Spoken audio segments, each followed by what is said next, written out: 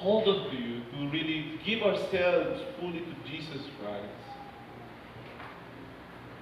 Because one of the best ways to really honor our parents is to become honorable first. And the best way to be honorable is to really give ourselves, surrender ourselves to the Lordship of Jesus, to the will of our Lord, to make Him our Master, Director of our lives. Thank you for how you would help us, Lord, as individual, as children, sa mga buhay pa, ang mga magulang namin, Lord, really make an effort to show love and care and honor and respect, to actually enjoy them. And even as we do that, Lord, it helps us to be transformed as well, and to becoming an individual that you want us to be. Maraming salamat, Lord, sa umagang ito. As we honor our mothers, some of our mothers are not here. Some of our mothers are ang daming mga as a mother, ang daming mga dinadala sa kanilang mga puso. Pero salamat po sa kanila, Panginoon. I pray for how you would just affirm our mothers right now this morning, that they are really very important. Yung buhay nila ay napakalaga at napaka-unique sa buhay ng isang pamilya, sa buhay ng isang society. Maraming salamat, Lord. Thank you for choosing that way, Lord, of making mothers, making human beings that we will call mothers. Maraming salamat, Panginoon. We bless our mothers this morning, and we continue to just bless them as well, as you allow them to feel love this morning. In Jesus' name we pray. Amen. Sorry po. God bless you.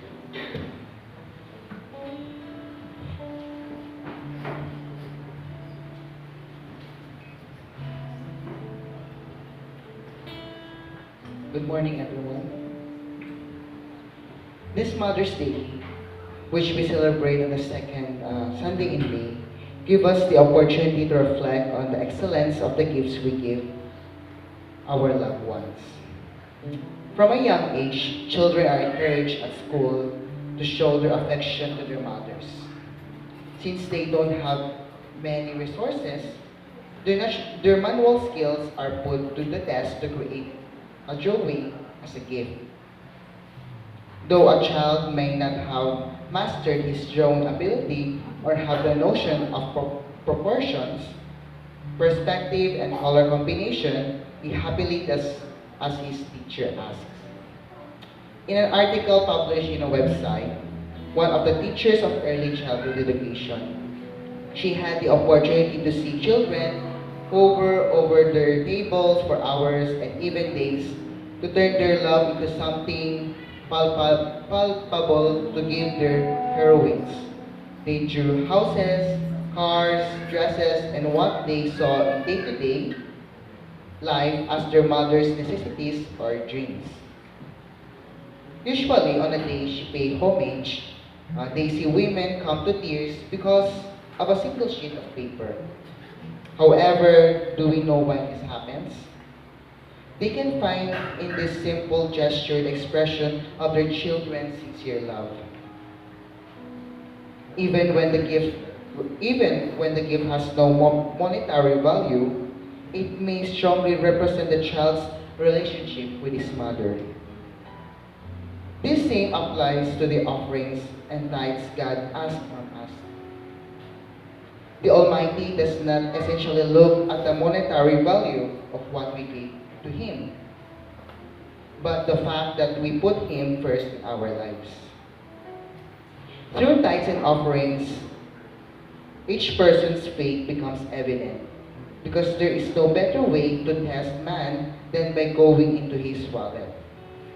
Many cling to their money and keep what belongs to the Lord, which give them a false sense of security. By doing so, they make their unbelieving and petty nature evident because they do not prioritize the will of God. But I ask, if the Lord is rich and is the owner of everything, why would He need our tithes and offering? Does He survive or prosper with what we give Him? Of course, no. Absolutely not. The earth is the Lord's and all its fullness, the world and those who dwell in them. It says in Psalm chapter 24, verse 1. His request serves to separate in a practical and clear way those who believe in Him from those who do not believe. After all, before His greatness, what we have is insignificant, and we only have this because He gave it to us. The value that we place on the altar is similar to the simple drawing made by a child. It may be a small gift, but it holds a profound meaning because it expresses our faithfulness to the one who left us this teaching. Furthermore, it proves that we believe and trust in God's ability to provide and care for our lives.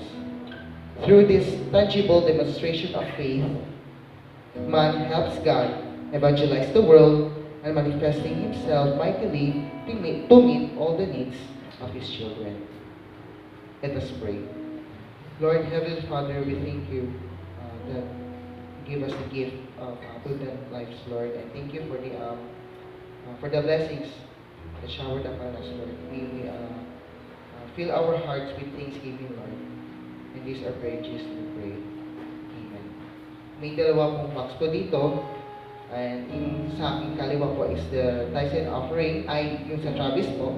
And then sa aking kanan is the tithes and offering. So we may come sa harapan po to give our tithes and offering.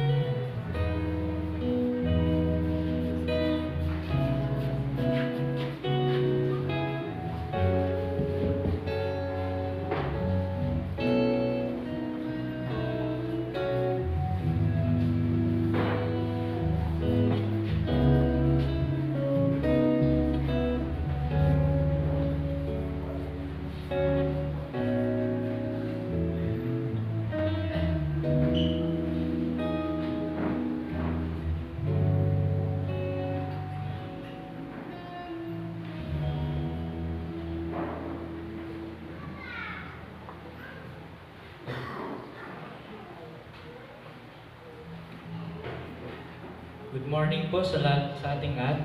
Our special number for today is for our beloved mothers.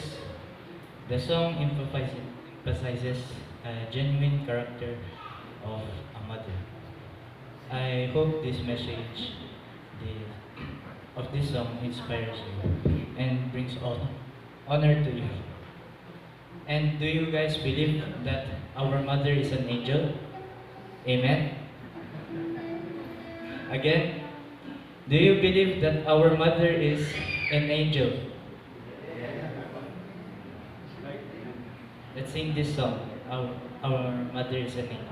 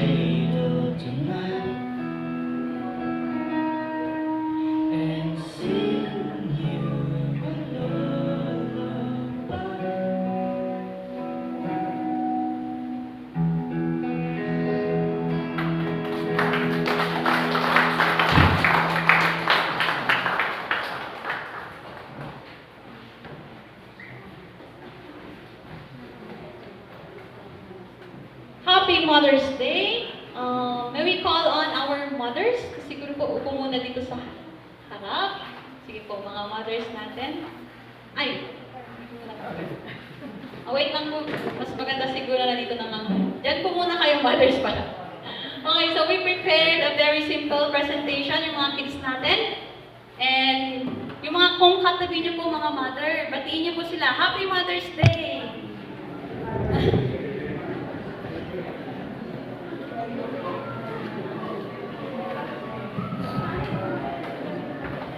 Happy Mother's Day, and these presentations are for you. Yung kanina po pala, I think, original by Kuya Chris. So, we are thankful to hear this original song from him. Kids, ready? Sige, come in na, kids.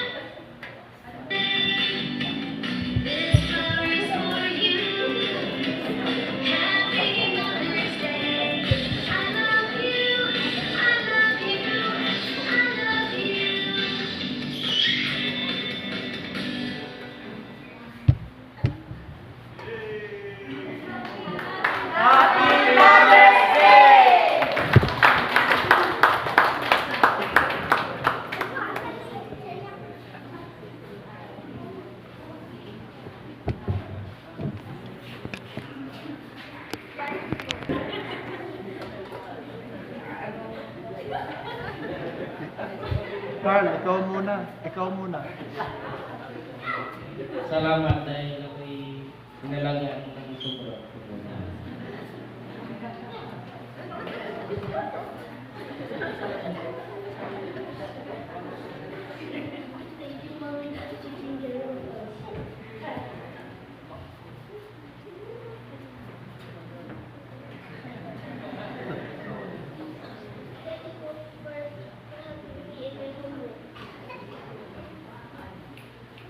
Salamat, ma'am.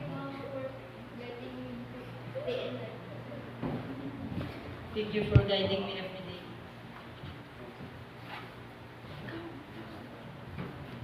Thank you, Mommy, for supporting me and my sister, and thank you for being there for us, even hard times or good times.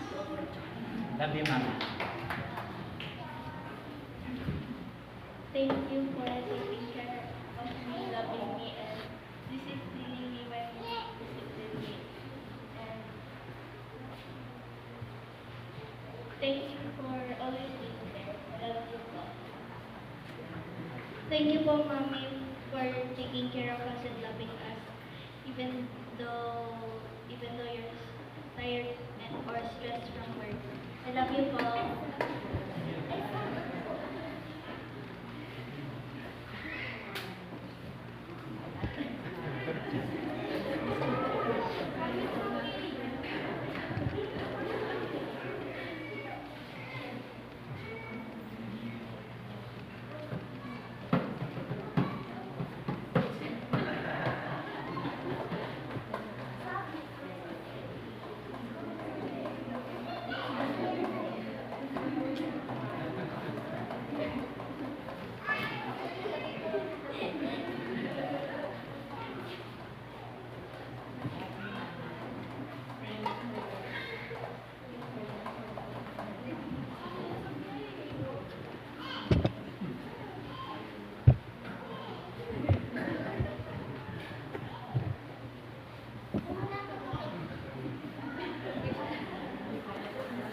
Shy daw po siya.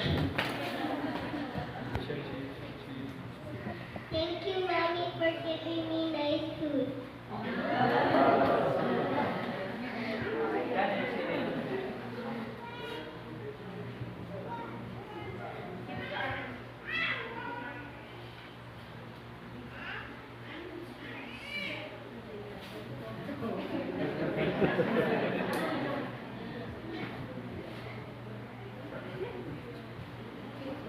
Janex. Mama, maraming salamat dahil alagaan mo po kami ng mabuti. Salamat po na sa lahat na ginawa. Thank you for everything that you do. I love you. And thank you for disciplining us. Hi, thank you. I invite all the mothers to please come upstage so they're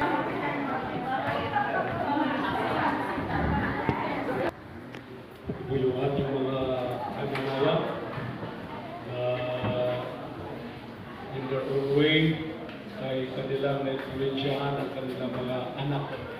No? Kagaya ng ating napakinggan na mensahe kanina, sila talaga yung nakikita natin nagsasakripisyo sa loob ng tahanan. We appreciate yung mga nanay anak ko dahil sa kanilang mga buhay. Kinulgul sa siguro hindi lamang sa 9 months na yung mga anak na nasa sinapupunan, kundi kahit sa paglabas nila, sa paglari, ay kanila talagang pinalagaan sila. So we appreciate you, mga nanay. At ang Panginoon patuloy na mag-bless sa inyo. So hinihiling ko yung mga congregation at tayo pa tayo lahat. At ating pong itaas yung ating kamay para sa kanila. Isa sa mga mensahe na aking natandaan kanina is talagang habang buhay po tayo, mga anak, ano po, mga kabataan, mga may edad na i-spend talaga natin yung time natin sa mga nanay natin. Isa yan sa mga regret ko kasi habang pinapakinggan ko, naisip ko talaga yung nanay ko, hindi ko gaano nakakasama, hindi ko gaano nakakasama. Namatay yung nanay. Tapos yun ko lang na bumuo sa isipan ko lahat yung mga miss time ko sa kanila. Sabi ko, habang buhay, i-advise ko sa mga buhay ko yung mga nanay nila na give time talaga sa mga nanay nila. Okay, sige po, lahat po tayo tumayo. And we just lay our hand to them. O mapagmahal na Diyos, sa masayang araw na ito na nakatuon sa pagpaparangal sa mga ina, lumalapit kami sa iyo ng may pusong puno ng pasasalamat. Hinihiling namin, Panginoon, ang iyong espesyal na ugnayan sa bawat ina na naririto ngayon at sa mga ina na hindi namin nakakasama ngayon. Pagpalain sila ng sagana at ang gawa ng kanilang mga kamay ay mahalin mapagpakailanman sa iyong Panginoon. Bigyan ang bawat ina ng lakas, pasensya, at walang katapusang pagmamahal habang inalagaan at ginagabayan nila kanilang pamilya. Hayaan ang kanilang halimbawa sa kanilang mga anak na maging isang pananaw na gumagabay sa kanila sa mga hamon at kagalakan sa buhay. Naway ang kanilang karunungan at pananampalataya ay maging isang pamana sa susunod na henerasyon ng mga ina. Naway ang kanilang karunungan at pananampalataya ay maging isang pamana sa susunod na henerasyon ng mga ina. Nagdarasal din kami para sa kaliwan at suporta para sa mga nahihirapan sa araw nito. Sa mga nawalan ng mga ina, sa mga nagnanay sa maging ina, at sa mga may problema sa relasyon, palimutan mo po sila, O Diyos, ng iyong pagmamahal at kapayapaan na nagbibigay ng kaliwan sa kanilang mga puso. Naway maging refleksyon sa araw na ito ang saya at kagalakang dulot nila sa aming buhay. Nagpapasalamat kami sa kaloob ng pagiging ina, ang walang katapusang sakripisyong ginawa at ang walang kasubaling pagmamahal na ibinigay. Lord, pinupuri ka namin sa buhay ng mga ina na iyong iniingatan at patuloy na pinapatnubayan sa kanilang mga buhay bilang isang ina. Lord, salamat na kami makapagdiwag sa araw na ito para sa mga nananayan. At kayo pong patuloy na mag-bless sa kanila. Sa mga desires ng kanilang mga puso. Lord, kayo pong mag-grant sangayon sa iyong kalooban, plano at purpose sa bawat ina. And we just want to trust them unto you, Father. We will continue to trust in you with all their heart, that they will not lean on their own understanding, but in all their ways acknowledge you, Lord, and that you will direct their path. We bless your name, Lord, and we thank you. In Jesus' name we pray. Amen. Palakpakan po natin.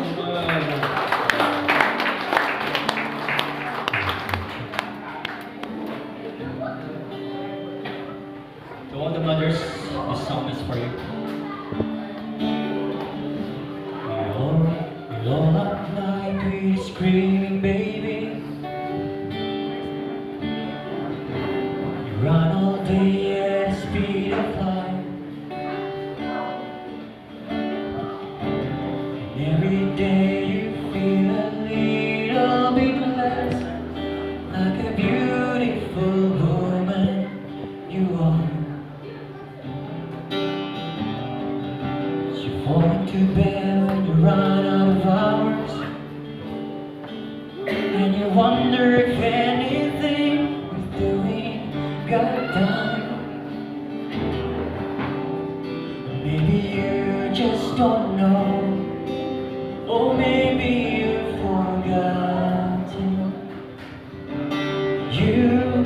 You are changing the world, one little heartbeat at a time, making history with every touch and every smile on you.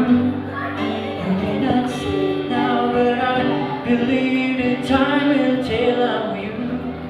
You are changing the world, one little heartbeat at a time.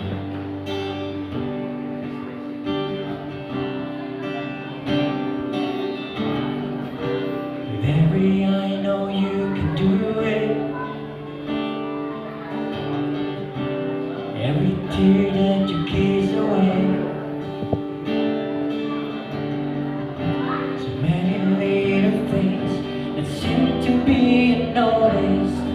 They just like a drop of rain over time. They become a river. Oh, you are changing the world, one little heartbeat at a time, making history in every touch, in every smile of you. You may not see it now, but I believe the time will tell on you. You are changing the world, one little heartbeat at a time. Oh, you're beautiful, so beautiful. How you're changing the world, how you're changing the world. Oh, you are changing the world, one little heartbeat at a time, making history with every touch and every smile of you. You may not see it now, but I believe that time will tell how you're changing the world. Oh, I believe that you're changing the world, one little heartbeat at a time.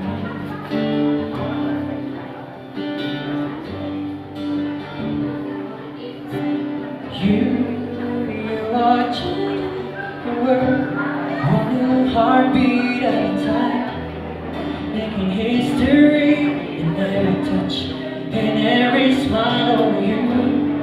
You may not see it now, but I believe that time will tell how you are changing the world. Oh, I believe that you are changing the world, one little heartbeat at a time.